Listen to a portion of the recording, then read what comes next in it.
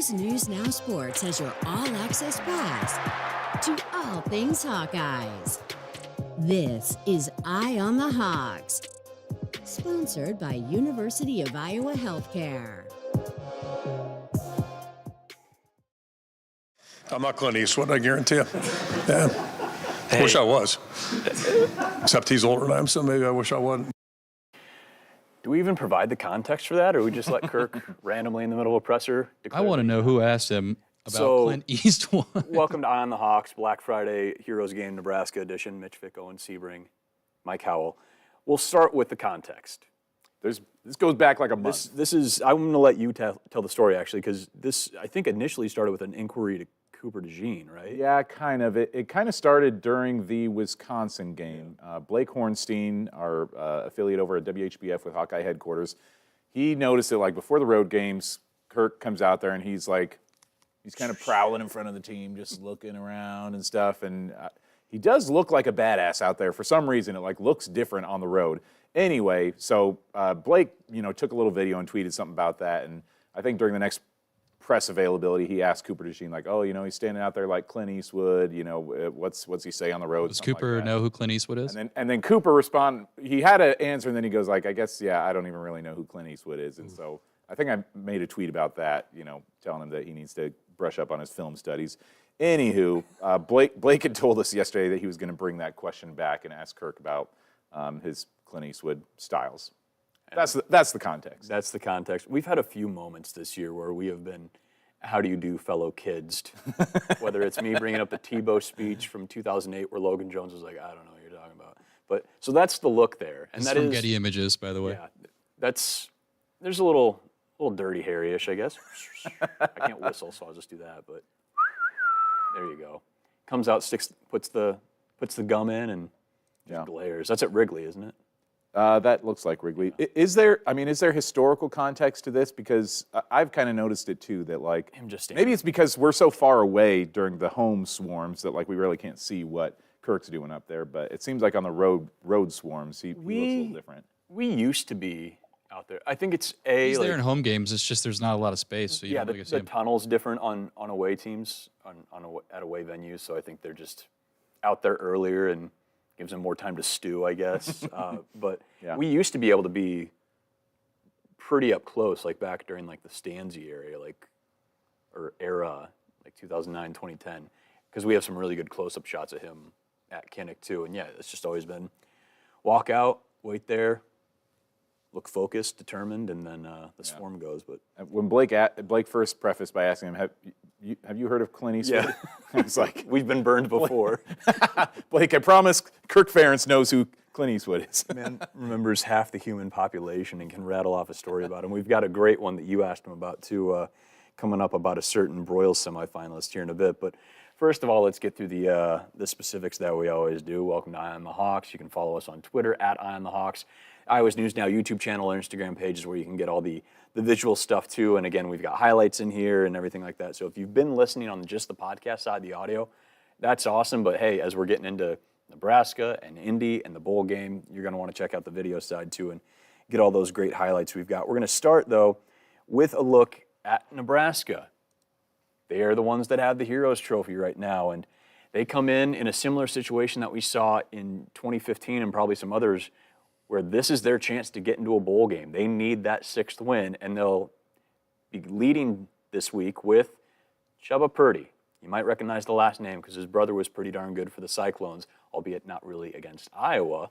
Never beat Iowa during his time in Ames, Brock Purdy did. Typical Hawkeye, has done pretty darn good for the San Francisco 49ers. Pretty darn good. You see what I've done there.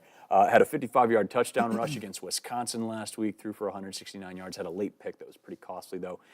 Here's the we lost Owen. The camera moved. Oh boy. This camera. See, and if you get to watch on the YouTube channel, man, you get to see stuff like this. We treat it live. Did you just go Thriller? Anyways, listen, Iowa's offense takes a lot of knocks nationally, locally as well to some extent. 28 turnovers on offense for this Nebraska offense. That is the worst in the Big Ten.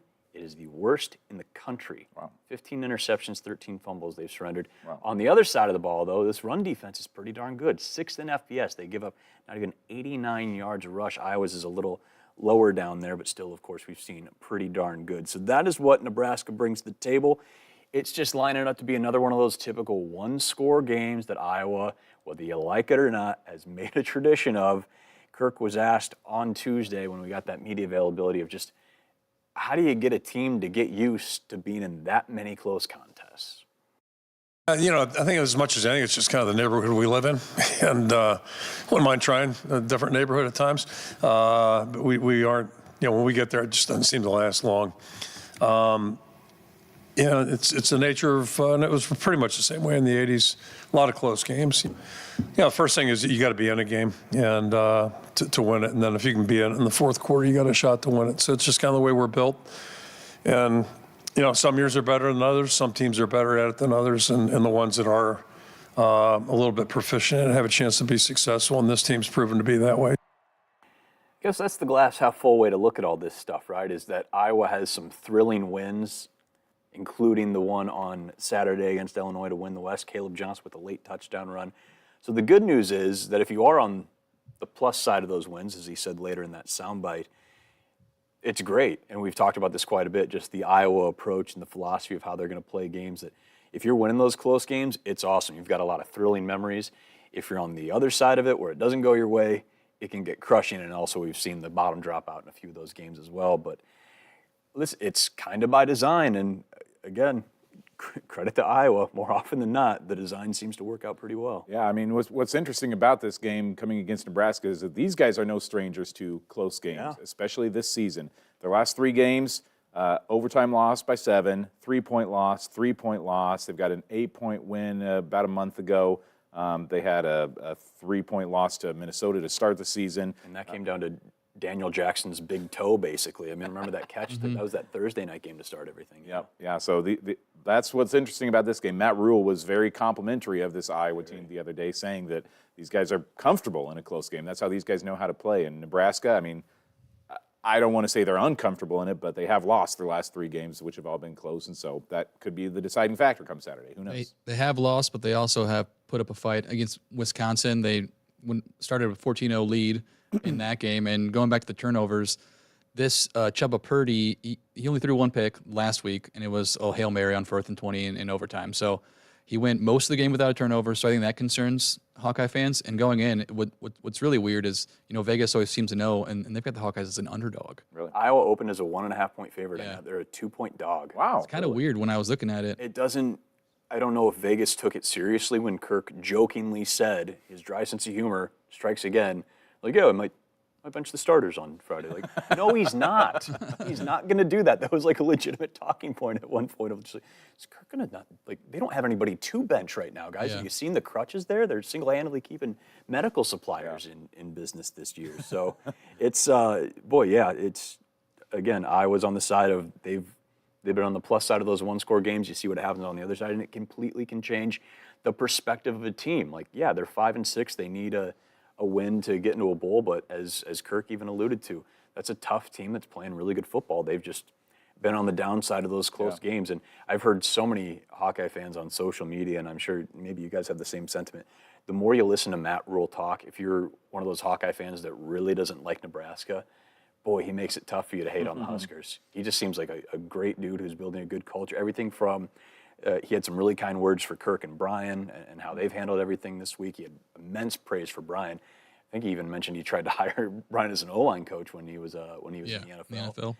And he had a great speech during Breast Cancer Awareness Month. I don't know if you guys saw that on social media. It went viral. Just a really powerful speech in the locker room. Yeah. He just seems like, listen, Nebraska's been looking for somebody since Tom Osborne to get this thing back to where those fans love to remind you they've been. And boy, he seems like 11 games in at least. The record might not be there, but boy, it feels like they've got a good dude there. I followed the Scott Frost era pretty closely because I had some connections to Frost from his time at UNI. And over his entire tenure almost, I was working over in Sioux City, where we kind of have to cover Nebraska, Iowa, and Iowa State because we got a fan base for all 3 schools in that area. And so I covered his time pretty closely, and he was the guy who came in and Nebraska fans did still love him right away, but he did talk some trash. I mean, he was there and he was ready to spout off and say, like, you better enjoy these times when you can beat us because they're going to be coming to an end soon. insert narrator voice. Those times did not come to an end anytime soon. Ron Howard voice from Arrested Development. But They didn't.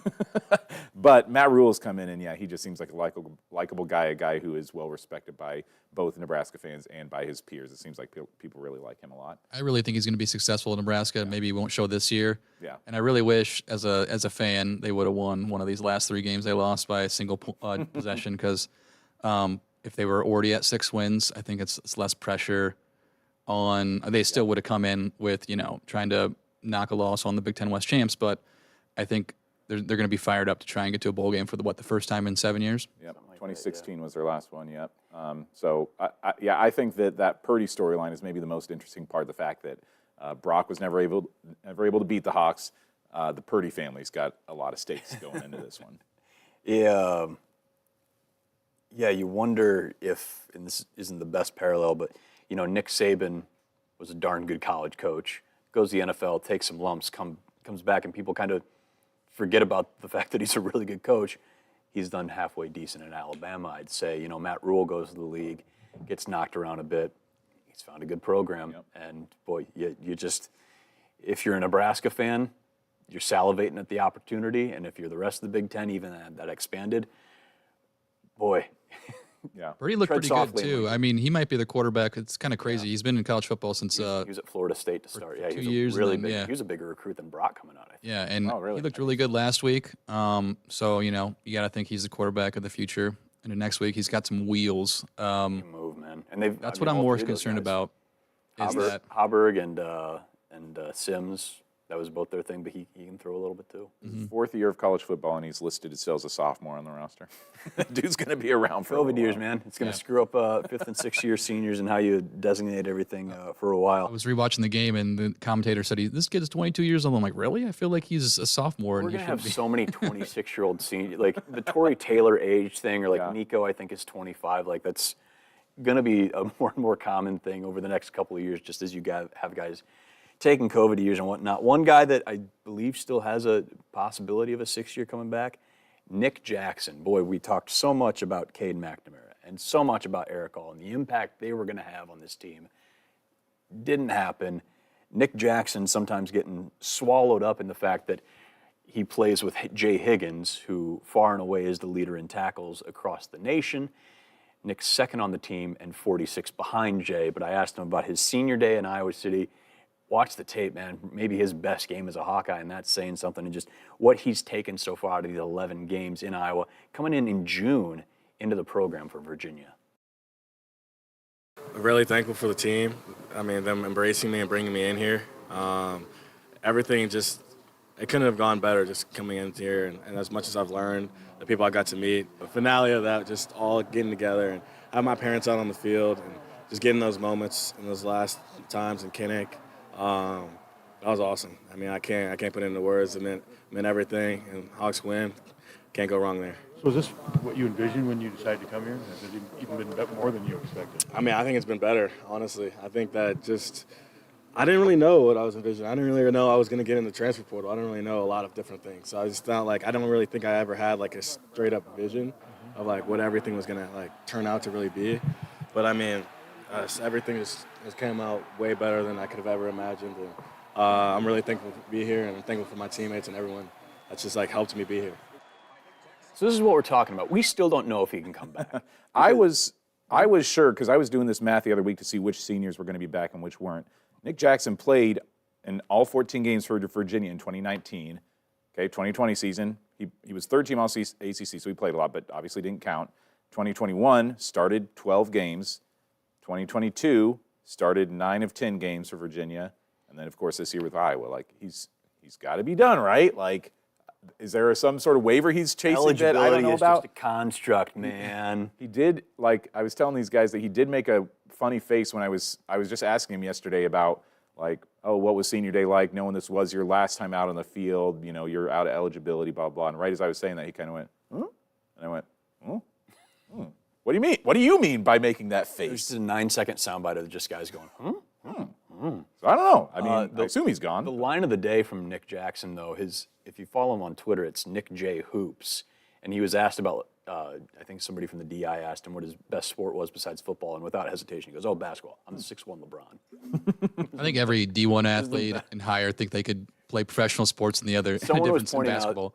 out, Jordan Loperino, one of our friends and an avid listener, pointed out, Jay Higgins has talked a lot about how good he is at basketball. So sometime in the offseason, we got to get Higgins and Jackson on the hardwood somewhere, ideally in Carver, and just playing 21. Throw in a healthy Cooper DeJean, and that kid's going to rock the rim. Man, just, again, Nick Jackson, when he announced his transfer in, people were like, hey, this guy's got a ton of tackles. He's going to have, unless something happens, which can't rule it out in this season, he's going to have 4 straight 100 tackle seasons.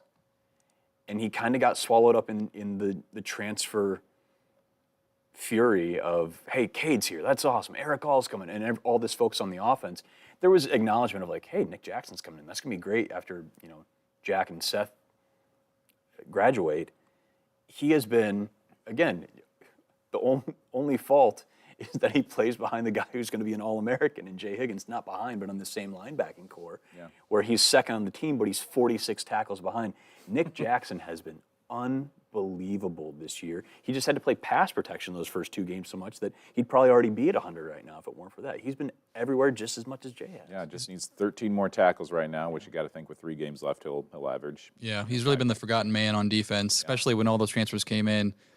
And you didn't know, you figured he'd plug and play, but you didn't, I'm sure no Hawkeye fans watched a lot of Virginia Cavalier football last year, so they didn't know exactly how good this guy was. But he's exceeded all expectations. He made a comment a few games ago, might have been the Rutgers if he talked against Rutgers, about his decision to come here, and he's just seemed really grateful.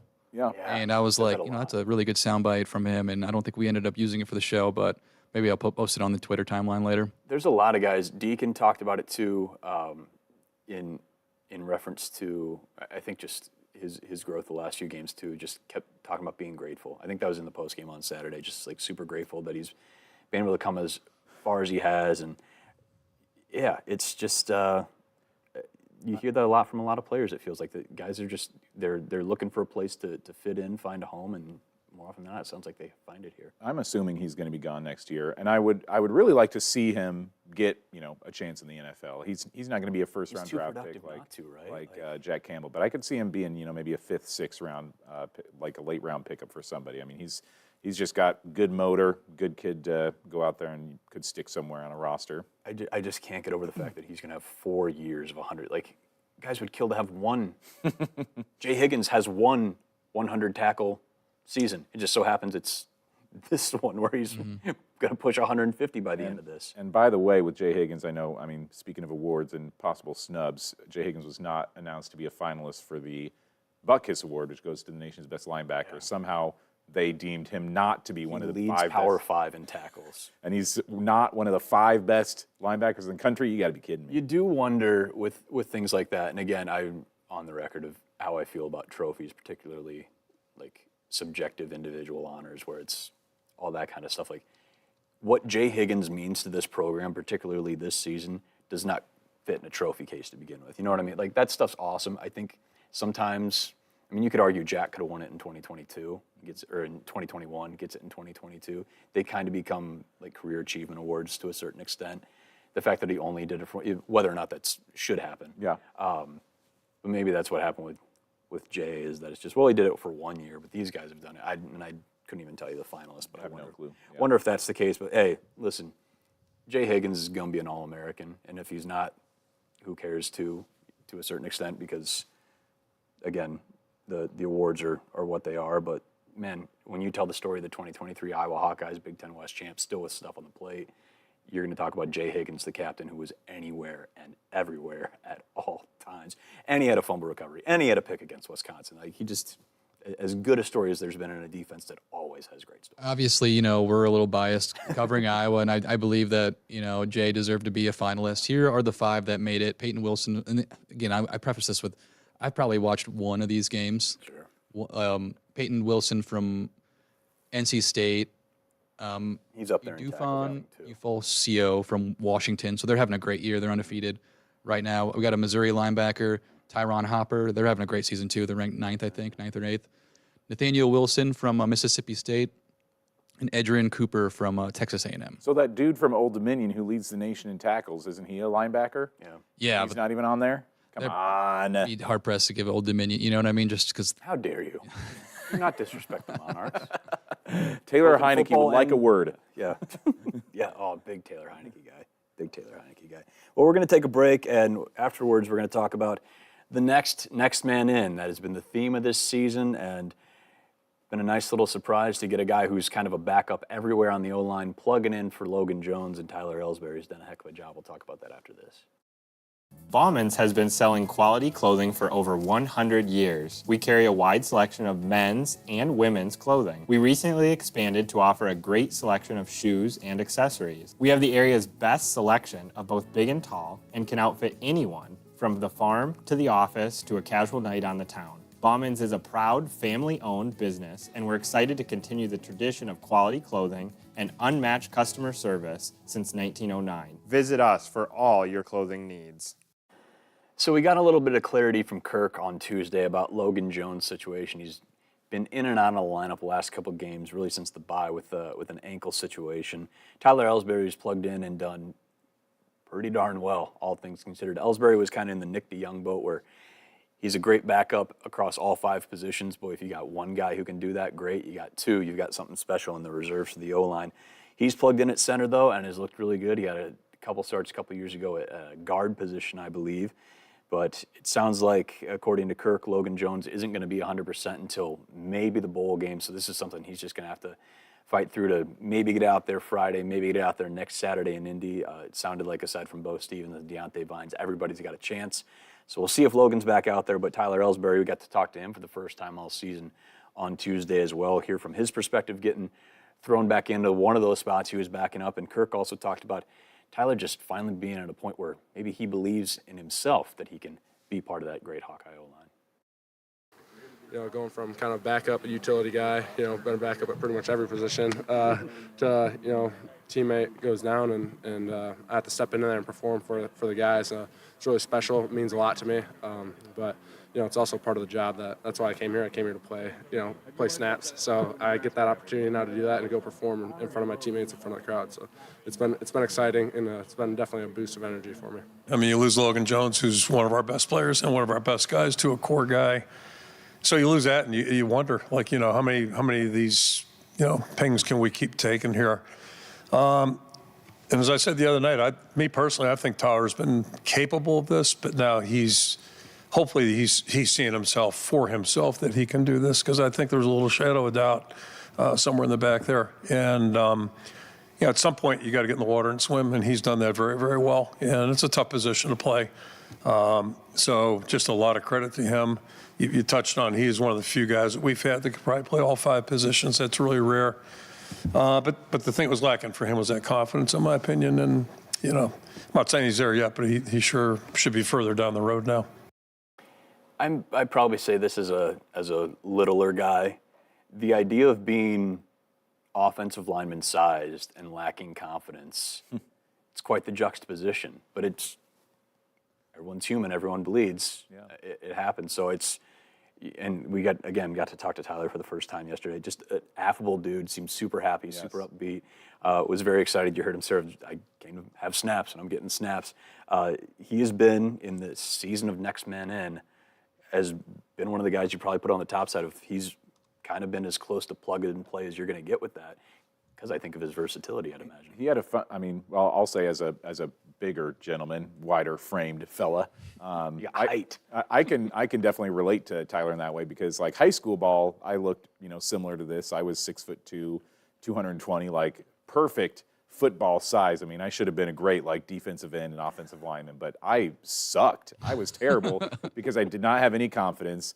I got bullied a lot in high school. Like, I was just not like a guy who went out there and had a lot of like thoughts of like, yes, I'm going to dominate these guys. And I'm just not like a super physical dude who like is comfortable being violent with another person. Like, that just is not in my headspace. And so I always feel like I should have been better at football, but I just didn't have the right mindset and confidence to be able to do that. But he told a funny story, because I asked him about like, you know, what have you learned from Logan Jones? And I was like, did you play with Linderbaum too? And he's like, yeah. And he said that his dad and Tyler Linderbaum's dad coached together at Tipton for a short period of Really? time back a long time ago. And so I don't know how long, because he graduated from high school in Illinois, so he must his family He must was have repping moved away. for Byron High School with the pullover there yesterday. Yeah, too. but anyway, so him and the Linderbaums have had connections for a long time, and yeah, he would have played behind Tyler back 2-3 years ago. Yeah.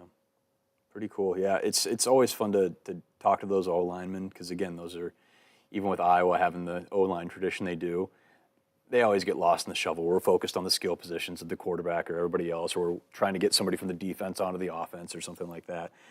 They are some of the most fun guys to talk to. I mean, we spent a part of a podcast talking about Jennings Dunker's diet, which I believe somebody told me Mason Richmond pushed back on it a little bit. Maybe he doesn't even believe it. Well, eating during a game just sounds wild. Like sick. I like wait like 3 hours before I eat to go work out, and I don't even do a hard workout because I don't want to throw up. Yeah. I can't imagine while you're in the throw, just It's true.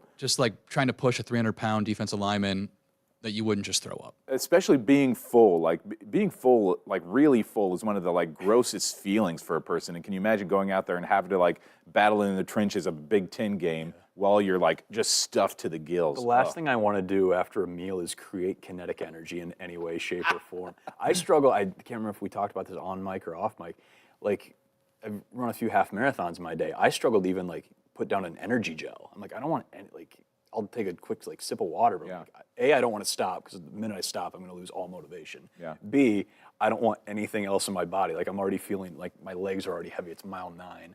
I don't want to eat like flavored toothpaste type stuff because that's supposed to give me a boost. Yeah, I just the fact that they are taking down like a day's worth, a day and a half's worth of calories while probably- playing is wild. It's probably why they're in Division I football and we're Yeah. sitting right here This because is a mental block. the daycare I used to work at in college, she used to tell the kids, "Food is fuel." So we're probably running low on fuel, and that's probably why we So weren't good much at sports. fuel though. Yeah. They're not. I mean, they are kind of tankers, aren't they? That fuel is spilling out of the gas tank at that Oh point. man, hey, it's been working for Iowa O-line for a long, long time. So, as great coaches have said, if it ain't broke, don't fix it. We should, before we get into the next. Speaking of guys who said that, 25 years ago today, as we record this on the Wednesday before Thanksgiving, Hayden Fry retired from Iowa.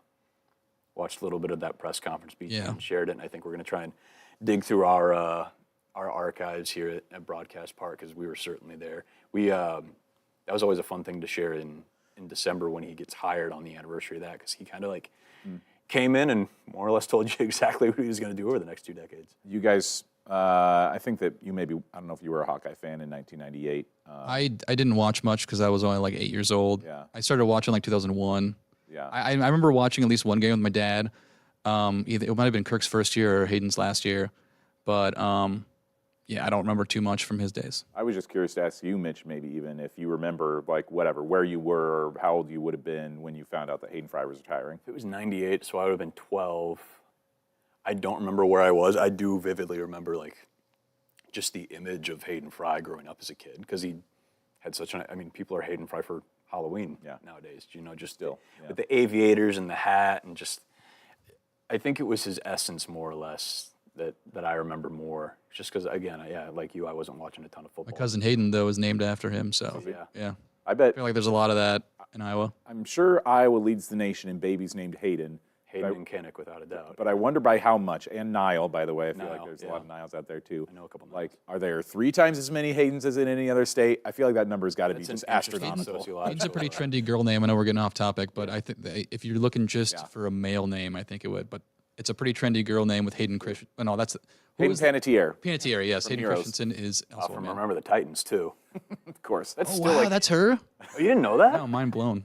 You didn't know that's her? No, Oh man, makes sense though. How great is she in that movie? She should win an award for Remember Titans. She was fantastic, and she was probably, you've always got like a 13-year-old playing an 8-year-old somehow in those Disney movies. But I mean, she was a powerhouse in that movie. So was Ryan Gosling. I've only seen it once. I don't have a lot of memories. I remember the Titans. There's so many great actors in that movie. There's the guy who plays Ronnie Bass was on like season 6 of Mad Men. Oh, yeah. It's always fun seeing those. The guy from Scrubs. Donald Faison? Yeah, The guy from Scrubs. Bad enough he didn't know that was Hayden Panettiere. The guy from Scrubs. I knew that because I used to watch Heroes, but I Zach digress. Braff was in Remember the Titans. I remember knowing that fact in 2007 when Heroes was relevant, but Hayden Panettiere hasn't her name hasn't popped up a whole lot in the last 15 years. She was in was a show called Nashville. Yeah, I didn't watch Yeah, that. she was great in that. But she was in that. Yeah, The mom from Friday Night Lights was in that show. but yeah, so Hayden Fry retired 25 years ago today. Luckily, we managed to turn that into Donald Faison. And Hayden Panettiere retired Jones. 15 years ago today, I think. Petey Jones, running back, the running back, y'all. That's an all-time line from that. All right, speaking of guys who are real darn good, Phil Parker, who is somehow a 0-time Broyles Award winner. I don't know. He's a semifinalist again. Either give it to him or name the trophy after him in honor of him. Kirk Ferentz, he's probably shared this story before. We saw the emotional exchange there in the locker room after Phil told the locker room on Saturday that Kirk had surpassed Bo Schembechler for third on the all-time wins list in the Big Ten with that win over Illinois. Kirk in the postgame said something like, well, he's a Michigan State guy, slamming on a Michigan guy. Like, yeah, that makes sense. Kirk first discovered Phil Parker while scouting Michigan State during his days as assistant. Owen, I think you asked him about just his history with Phil Parker. And as Kirk tends to do, he had stories. But I always watched Phil Parker back there in the back end, and he always reminded me of a Stoops, like he could be a cousin of the Stoops family. And if he came here, he'd have to be a Stoops. So I've been 4 of them starting at safety. But they were so similar and just, an outsider looking in, but he was a smart player, tough player. He was a 3-time All-Big Ten player, and that's really hard to do. Guys throw terms around. There aren't many guys that were 3-time All-Big Ten. And, I don't think he was a combine guy, but, boy, he was a football player. And I just kind of followed him for whatever reason. So, move on. He got done coaching. He went to Toledo, first full-time job. It's the only job he had until he came here. And I didn't hire Norm with this in mind, but after we made the decision to make Norm our coordinator, we started talking about secondary coaches, first position you talk about, and he brought up Phil's name, and I was like, let's I'm all for it. Let's bring him in here. Of course, Kirk referring to Norm Parker, the late and the great Norm Parker, who was the DC at Michigan State. It is wild to me to think, though, that if Kirk Ferentz just didn't happen to be scouting Michigan State and seeing this precocious safety back there who ends up being a 3-time All-Big Tenner, maybe they don't have the relationship that they do. Maybe Phil Parker doesn't make it to Iowa because he doesn't remember that guy. Yeah. It's just wild. Just got to scout the right game at the right time. Had to be such a strange connection for Kirk at that time. I mean, it's weird to think that those guys go back. I mean, it's such an incredible story that they go back 25 years together, that they've been on staff together at Iowa for 25 years. But that just adds another layer to that story, that these guys have had a connection for longer than even Mitch and I have been alive. Going back to the mid to early 80s, going on nearing 40 years that those guys have had some sort of connection to each other. There's also, and this has nothing to do with how great he is, but I remember when he first got the job, I couldn't have been the only one. I kind of thought he was Everyone thought he was related Parker's to son, Norm. or something like that. Why would there be 2 families of Parkers? Exactly. But forget he's if it not. was- No relation. If I forget if it was you or Nick Weig that had to tell me that, for the first 2 years that he was the DC, every time you mentioned Phil Parker's name, you had to clarify, not related to Norm Parker, no relation to Norm Parker. True. It's kind of true. And the fact that they were, people forget about Norm. It's probably because it's been 10 years, but he was such a great defensive coordinator in his own right. I don't know if he ever won the Broyles Award, but he probably should have. Yeah. Just because I remember how good his defenses were in 02, 03, 04, 09. They were lights out. One of the most iconic Norm stories I've ever heard, I wasn't down there, it was for the Orange Bowl in 2010 where they held Georgia Tech's triple option attack, which nobody could stop, 37 yards in the first half. I remember that because I was on the Georgia Tech sideline during the game, walking behind their bench, and they just nobody knew what to do. They were just genuinely confused about what was going on. No Iowa coaches have ever won the Broyles. It's been around since '96, so not a real old award, but some notable names on there. Steve Sarkisian won it at Bama. Brent Venables won it at Clemson. Lincoln Riley at Oklahoma. Tom Herman won it at Ohio State. Gus Malzahn won it at Auburn. Kirby Smart won it.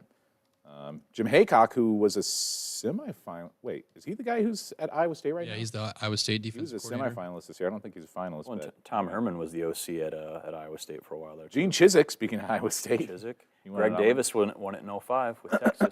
I was talking, we've got a Friday episode of Eye on the Hawks coming out with Matt Vanderberg, and he talked about starting his Hawkeye career with the Greg Davis offense and moving into Brian's in his last year, so tune in for that on Friday. My favorite Broyles Award winner in 2000 for Oklahoma, Mark Mangino, Kansas legend. Man. What he did in Lawrence was super, super fun. Yeah, one of the best Norm stories, again, going back to that Orange Bowl year. Jared Aarons was down there and talked about, and I think this was around the time where Norm, I don't think he was walking anymore. If maybe he had a cane or was wheelchair or something like that. You know, Norm in the last few years was hanging on. He was talking about how to defend the triple option, and he had like, I don't know if they were like solo cups or some sort of like just water cups on the desk there as we were doing like bowl media availability, and he was just lining cups up and going through X's and O's, and I'm sure we probably have that somewhere on one of Jared's old tapes of him just like moving cups around and just teaching the media like, well, if they pull this way, you got to go this way, and he would just probably did his master class just using like paper cups on how to defend this, and that was Norm.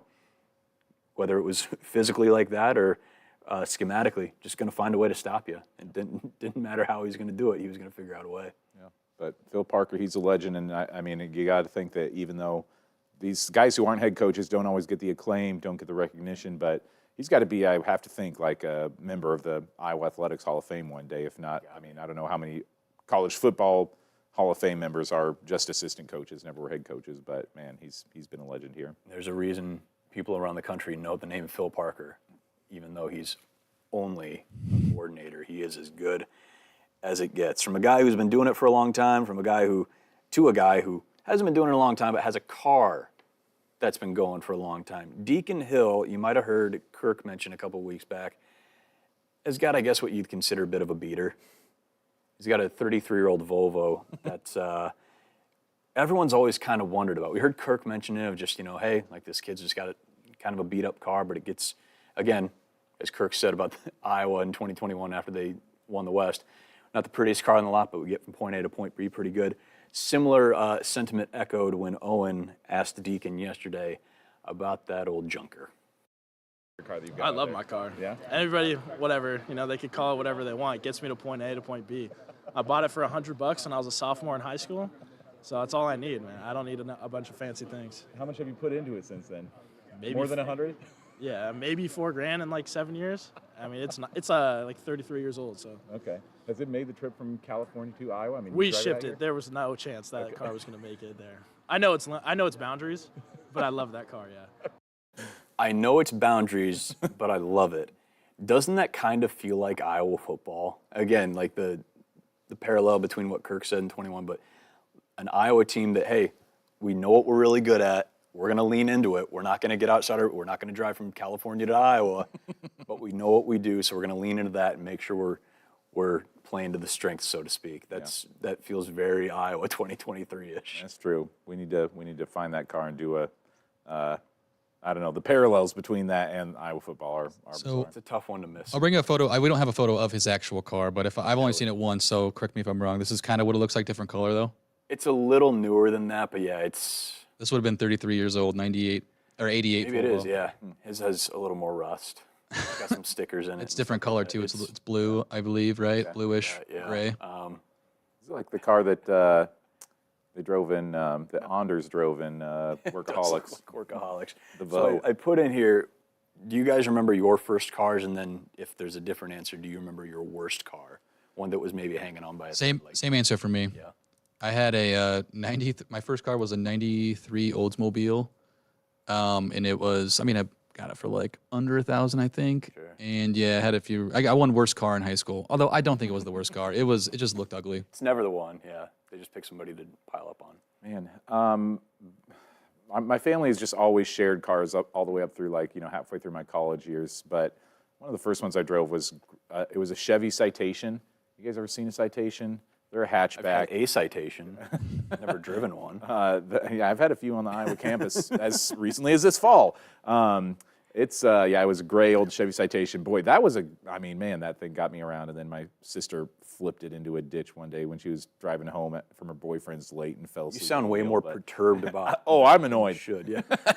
That Citation could have Why lasted is another this on decade. its roof? And man, in college, I can't even recall the brand and name of this car. It was a piece of crap, but it was another kind of like hatchback, faux station wagon type of thing. But I forget what even brand that thing was. But I've driven a lot of bad cars in my day, I gotta say. My first was my dad's old '88 Chevy Blazer, which I unfortunately got into a wreck. No, I didn't flip it. Got hit on Johnson Avenue, pulling onto Johnson Avenue, kind of by, I can't remember the crossroad, but just to like the south, I guess it would be, south or to the west of Drugtown, the old Hy-Vee drugstore now. My worst car, only by length that I was able to have it, a little comparable to what Deacon has. So this was April of 2019. I bought from my dad's friend's neighbor a 97 Audi A4, but it only had like 100,016 miles on it. Like it was a city car, never taken out of the city. Didn't have a CD player, had a tape deck. I unironically bought $20 worth of Huey Lewis tapes. I was in heaven. This isn't I watched American Psycho and think it's funny to listen to Huey Lewis. I love Huey Lewis and the News very much. So I listened to that, and it had AC. That was the reason I got a new car. I was like, I need air conditioning. This was not a car that was meant to go on the interstate. So naturally, I took it onto the interstate. I was driving to a wedding in Des Moines in like July of that year, so like 3 months later. Part of the side paneling broke off while I was on I-80, ripped into my tire, pull over, missed the whole wedding, had to get the tire changed and towed and everything like that. 3 months after that, 3 or 4 months in November, like right around this time in 2019, had taken it up to Minnesota for a game. Around Jessup was coming back, a belt broke on it, and it was gone. So in 7 months, I went from having this car that only had 100,000 miles on it and like 20-some years of life to just totaled. I paid like $2,000 for it, and so it was basically like just paying like 7 months worth of car payments, a little less than that. It was a good car. It just was never meant to go over like 55 miles. It was the opposite of the bus on speed. Don't push it to 55. This car doesn't know it. It's I should have known its limits. You should have known its limits. Yeah. Got to learn from. I should have just shipped learned it from everywhere. Deacon Hill. Yeah, that was I'm glad he was so defensive of it too. Like, no, I love my car. Nobody could say anything about it. That was awesome. We'll get back on track. We'll look at our picks and have a little Thanksgiving kicker to finish things off right after the break. Better sleep means better morning. Start your morning waking up on a Restonic mattress. At Corcoran Furniture, we are Delaware County's largest Restonic mattress dealer. We have great prices on Ashley Furniture and the largest selection of Restonic mattresses, featuring the Marvelous Middle, giving you more support where you need it so you can sleep soundly. And it's made for you right here in Iowa. So if it's a crossword, coffee, or the morning news, let Corcoran Furniture help you start your morning off right. Visit Corcoran Furniture in Manchester or shop online at CorcoranFurnitureManchester.com. All right, it's our favorite part of the show where we make picks and really hope we've got it figured out this time. We got a fun week this week. We got 2 Black Friday games, which is awesome. And then we'll get into the rest of the slate there on Saturday as well. Of course, you got the game to figure out the Big Ten East coming up on 11 a.m. on Fox on Saturday, so that'll be a fun one. But let's start with the other Black Friday game. Penn State, 11th in the country, 21-point favorite at East Lansing playing against Michigan State. A Michigan State team that record's not there, but boy, we've seen them in a lot of games with a lot of different teams. What do we got there? Won 2 of their last 3 games, beat Nebraska by 3, lost to Ohio State, and then beat Indiana. I think that at home with Penn State, not quite on quit watch, but they are kind of sputtering towards the end of the season after their losses to some good teams. I can see Michigan State hanging around in this game. I'll take the Spartans. Drew Aller's a little beat up too. Yeah, Penn State, they were just barely scraping by against Rutgers last week. Yeah, 21's a big spread for a team like Penn State, who doesn't, what are they actually playing for other than the 10th win, just like Iowa? Yeah. I'm going to take the Penn State. I just think they're a better team than Michigan State. I'm going to do the same because they are playing for a 10th win, which I feel like is a big deal for any team, but they're also playing for a spot in the New Year's Six. If they slip up, you're not putting a 9-3 team on a January 1 bowl or any of those bigger ones. So I think they'll lock in. It looks like Aller will likely be ready, but I think they'll be able to close out with a win and keep up in that top 10-12 range in the CFP standings. The game of games on Saturday, also, like we said on Fox, number 2 Ohio State at number 3 Michigan. The winner goes to Indy. The winner's still in the playoff race. You could maybe argue the loser has an outside shot. That was what happened last year, but I don't think so. Last night on the ESPN show after they released it, said if Michigan wins, Ohio State probably has the best shot, and they gave a wild scenario It'd be like, Take a lot. A lot Yeah. of things have to go wrong. but I don't see it this year unless I all feel the like favorites lose. a Pac-12 team's got to get in, either Oregon or Washington. Washington's number 4 right now. I feel like Is Oregon 6? Oregon's, Florida State's 5th. I feel Florida like State's 5th, and it kind of depends on how the SEC goes, because I feel like even if Georgia loses the SEC title game, they could still get in, and then yeah, they'd have they could to probably let drop the to like winner 3 in, or 4. So, a lot of things have to go wrong. Maybe Bama plays their way. I don't know. Big 12 team could get in. Texas could maybe play. The scenario that they said was the most interesting, and I agree, is just if Alabama beats Georgia and Texas wins out, and you'd have Michigan or Ohio State, one of those two. You'd have Washington if they win, they'd be undefeated. So there's 2 undefeateds. Then the third team would be Florida State if they won, and then the fourth team would it be Texas or Alabama with the same record, both champions, and Texas beat Alabama. Yeah. That'd be an interesting one. Yeah, gotta go Texas, but Wolverines are a 3-point favorite at home against Ohio State. We've already talked about a little bit on Sunday. Who would we want to see if you're Iowa in the title game? I feel like the consensus was maybe a little more Ohio State just because J.J. McCarthy is a Heisman contender. He's a little banged up too compared to Kyle McCord. Kyle McCord's really come on as he's gotten more comfortable playing. Who do you guys got?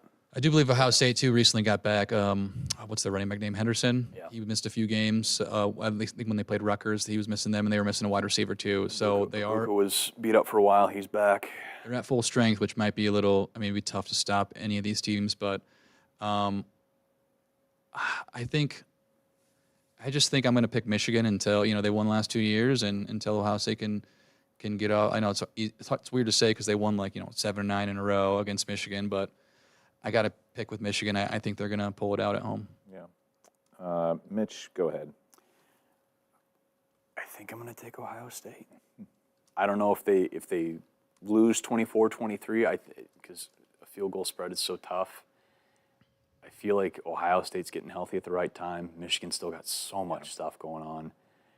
You feel like they can't sustain that much behind-the-scenes turmoil. Now there's talks of I think it was Urban Meyer. Urban Meyer was on the Herd yesterday and said something like, if what he's hearing is true, then Harbaugh's not going to be coaching there next year. I mean, there's a ton going on there, and I think Ohio State there's no expectations, I think, for Ohio State because the last 2 years have been so one-sided for Michigan. Mm-hmm. It's weird to say, but Ohio State's an underdog, not just in the spread, but I think just in the public mind. And I think this is an opportunity for them to go into. Boy, they'll love to do it in Ann Arbor too. Yeah. Go in and hit Michigan in the mouth and get back to the top of the Big Ten East. I think the Buckeyes could not just cover that. I think they could win outright. I'm a little shaken by Michigan's performance against Maryland last week. I mean, they barely snuck that one out against a Maryland team that struggled in the second half of the year. I think I'm going to take Ohio State in this one. But, man, this has got to be maybe the most anticipated game of the entire season. I think it's going to be a great game, too. Yeah. I think it's really good. Oh, you guys already jumped to Indiana-Purdue, the old Oak and Bucket game? I'm just kidding. I legit. I think that's going to be a fun game. By the way, Purdue news, TJ Sheffield, great wide receiver for them, in the transfer portal right now. That's all we'll say about that. Purdue's a 3.5-point home favorite against the Hoosiers, but tongue-in-cheek, Mike, but this is a fun game. In-state rivalries, man. These two teams, too, have kind of been up and down all season. Yeah. They can put up points, too. They've both shown. It might be a good watch if it's not. What time? It's not the same time as the game, is it? You'll flip in between. Oh, it is. Yeah. 11 a.m. BTN. I'm going to go Purdue here, just because I've been burned in the past few weeks with picking Indiana. Yeah, same here. I'm going to do the same. Tyrone Tracy's been playing great. Hudson Card's been playing great. Maybe he's finally getting healthy. We saw how banged up he was against Iowa. Yeah. He's coming along. The Illinois team that Iowa just beat to clinch the Big Ten West is back at home, a 5.5-point favorite. In another in-state game, they are hosting Northwestern, who's trying to go to 7-5. David Braun right there with the rest of the Big Ten Coach of the Year favorites. That's a big spread for a team that's pretty darn good in Northwestern from what we've seen. I think I'm liking Illinois in this game. They've won 3 of their last 5 games, and their 2 losses were by 2 to Iowa, and they lost a close one by 4 to Wisconsin. And these guys are in the exact same boat as Nebraska right now, where they need that 6th win to get bowl eligible. I think that Well, let's see. So Illinois is a 5.5-point favorite. Yep. Yeah, I'll stick with Illinois. I think Illinois could easily win this game. It's an interesting spread, though. You know, we talk about Northwestern season, and they exceeded expectations. 5 points, though. I think it'd be closer than that. So I think I'm going to go Northwestern here. I'm going to go with Illinois. I think, again, John Paddock didn't complete more than half his passes against Iowa, but boy, he, aside from having 13 pass breakups, he looked about as good as you could against this Iowa defense, and I think he could get back to where he was against Indiana when he was Big Ten Offensive Player of the Week and just throw it all over. He's a fun quarterback, man, and I think the only problem he had last week is that he was playing against Iowa's defense. I think he can get back to that form that he showed the last couple weeks, stepping in for Altmaier, and Illinois gets that 6th win and covers the 5.5. Another great rivalry game. I believe it's either the oldest rivalry game or the oldest rivalry trophy in college football. It's one of those two. Wisconsin at Minnesota. Gophers have the axe right now, but the Badgers are a 2.5-point road favorite, 2:30 kick on FS1.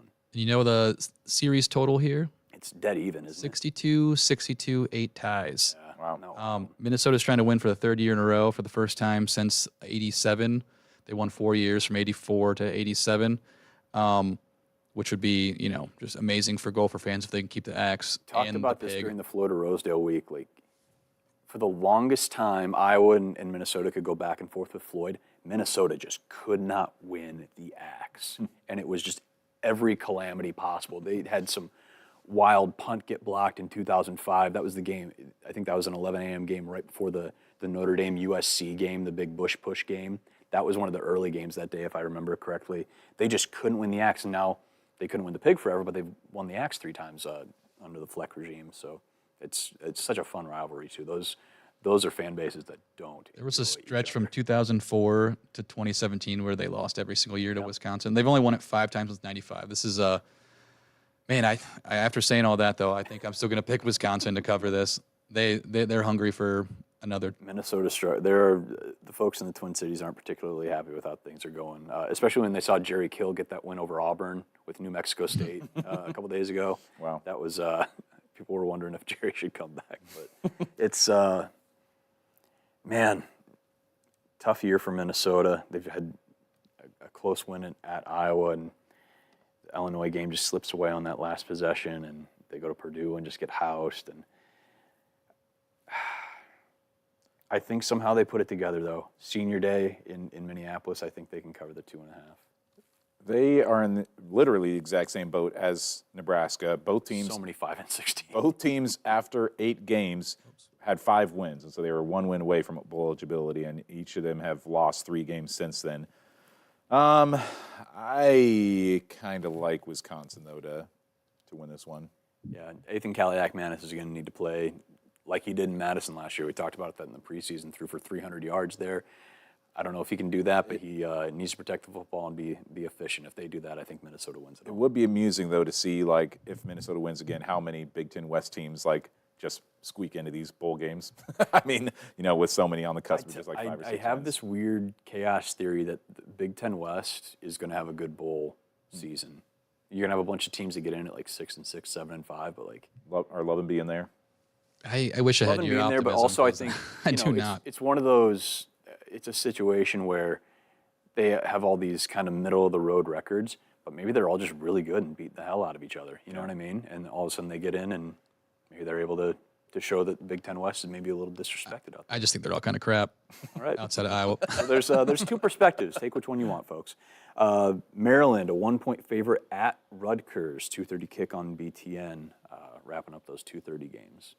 I think Rutgers is really, they really bounced back well after that Iowa game, even though they, too, have lost 3 games in a row. They really hung with Penn State for a while and made that a close game or made you feel a little bit uncomfortable for the first 3 quarters. And with the way the Maryland's played in the second half of the season, I don't know, I'll take Rutgers in this one. I'm going Rutgers, too. Like I said, I think or like you said, I think they've played well this football season and, you know, might have lost, 2 in a row recently. Yeah. Penn State, Iowa, and Ohio State, though. I mean, those are 3 really good teams, so I think they bounce back against Maryland. I think I'm going to take Maryland. Just they looked pretty darn good. And if they want to get into a shootout, that's something that Rutgers can't keep up with. So I'll take Maryland to cover the 1, which is basically just picking Maryland to win. But of course, everything will start at 11 a.m. Friday on CBS. We just heard from Garrett Hyde, weather first meteorologist. It's going to be 30 and a little windy. Can't wait to go. It's going to be super fun to wake up at 4:30 and drive. I'm not going to complain. Number 17, Iowa, somehow drops a spot in the college football playoff despite going 9-2 and winning the Big Ten West. Who cares? They're at Nebraska, who has gone from a 1.5-point underdog to a 2-point home favorite. Who you got, Black Friday? Right now, for me, this is an easy pick for Iowa because even if they don't win, I feel like it's going to be a tight game that's only decided by 1 or 2 points. So I think that Iowa at least keeps it close, if not, maybe just loses by 1 point. It's a thin margin, though. I mean, if they get a field goal, and it's tied, then you lose the bet. I've been picking against Iowa mainly superstitiously the past few weeks, but I really think Iowa's going to get it done this week. So, yeah, I'm going to Iowa plus the 2. I think the money line's like plus 112 or something right now. Not that we condone betting. This is just for fun. I think entertainment purposes only. Yeah, thank you. I think that you're talking about the turnovers. I think that could play a big factor, even if it's not interceptions. I was on the verge of a few interceptions last week. I mean, they were just inches away from getting Sean 3. Lee had one that was right low. Sebastian Castro had one that was real close. Yeah. And if Hawk's gonna ball hawk. If those guys fumble the ball, I mean, gosh, Iowa can strip the ball and they can force some fumbles. I feel like that could make a little bit of a difference on Friday. Would love to see Jamari Harris get one too. That was as good as he's looked in his Hawkeye career, and he's looked real good at times. He looked great against Illinois. Threw in one final thing here. We've been covering this team and its ups and downs and everything in between through 11 games in 2023. What's the one aspect of Iowa you are most thankful for as we get into the holiday and look back at this 2023 season? What's the thing about this team that you're most thankful for? Well, this team, I think in general. In general, they keep me grounded.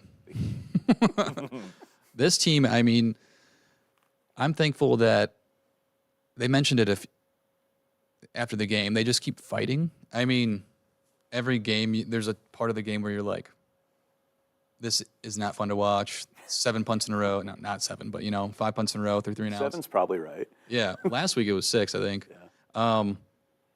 But they somehow, never waver, and they come back for that last punch. And just like Matt Rhule says. I was honestly shocked when Caleb Johnson broke for that touchdown. Yeah. I was, wow, what a play. So I would say that just they never give up. It's kind of a good way to model your life, Those guys don't care what anyone says. They're not flashy. They just get done. Yeah. Oh, Mike. More existentially, I'm thankful that I've had a chance to cover this team, really start to finish this year. Outside of the Penn State game, I've been in every single game this season. Had a chance to see some fun locations, cover a football game at Wrigley, go to Camp Randall for a game. I mean, it's been fun just to get to go to these places and do something that a lot of people wish that they could do. And I'm really thankful for this job and to be able to do that every week. But I'm also thankful that they play interesting games. And when I say interesting, I mean close games. Maybe they're less interesting, from an outsider's perspective. But a lot of people, maybe they enjoy covering a blowout. When Alabama's beating teams 45-3. There's probably a lot of fun in that too. But every week it's just like you're just going to be ripping your hair out with this team with how close they play and how they just got you on the edge of your seat. But boy, it is interesting every single week, and we're going to have some interesting highlights to show the viewers. Thankful for Phil Parker. Thankful for Torrey Taylor. Along the same lines as what you guys both mentioned, I am thankful Iowa is Iowa because you're going to get the same approach every week. For better or worse, they're going to play their game. But that also, I think, really helps us on the coverage side talk to these dudes about what they do away from football and get to know them as human beings and find out that Deacon Hill's got this car that he had to ship to Iowa because it wasn't going to make the drive from California. You get to talk to Jennings Dunker about what he eats on the sideline to keep him going the way he does. We get to hear some, really tough stories. Deontay Vine's talking about finally getting his first touchdown, and it's right after he loses his uncle. We get to talk to Quinn Schulte about being a walk-on from Cedar Rapids and just what it meant to get that interception there against Rutgers and that happening late. Get to talk to Jay Higgins about his dad is still more recognizable than he did. We get to talk to these guys as people rather than just football players. Even as they're playing exemplary football, we don't have the numbers to get caught up in sometimes, and we don't have the flash to get caught up in sometimes. So our amazing consolation prize is getting to know these guys as the 18 to 23, in Tori's case, 26-year-olds that they are, and that's a pretty darn cool thing. We've talked about it a few times of just it's so easy for a guy to throw a helmet on and you forget who he is, but, talking about Nico Ragaini's family and learning the proper pronunciation of Ragaini, those are the things I'm really thankful Maybe he should learn it. He still says Ragaini. It's a tough habit to break. I think he'll answer to anything, but I'm thankful for these guys playing the way they do because it lets us get to know them the way we have, and that's a pretty darn cool thing. Yeah, it's been a good season. I've had a lot of fun. I almost said thankful they feed us every game, but I'm glad I didn't say that. Listen, we were talking for those who are listening who are familiar with the media food situation from like 10, 12 years ago. It was kind of like this small room up some stairs, and it was like sandwiches and chips. I mean, hey, we're getting food while we cover a sport. That's a pretty good deal in and of itself. But the hospitality is pretty darn good, and the SID guys we work with, Matt Weitzel, James Allen. That whole team are really, really terrific. Bailey Turner on the basketball side, just some really good folks. So thankful to everybody involved in the program. We never have any issues. It feels like, so that's pretty fun. Yeah. At least we don't have to pay for the food. When I went to Wrigley, they make you pay for. Oh, really? The media meal. Yeah, $9 in this economy. Boy, oh boy.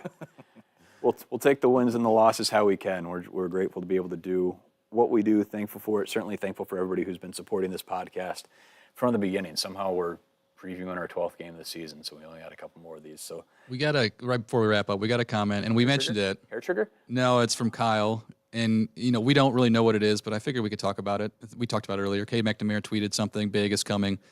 Any chance he's healthier sooner than later? I made the joke. So last Saturday was the first time we've seen him without a brace on his leg since tearing his ACL, and he was out there throwing.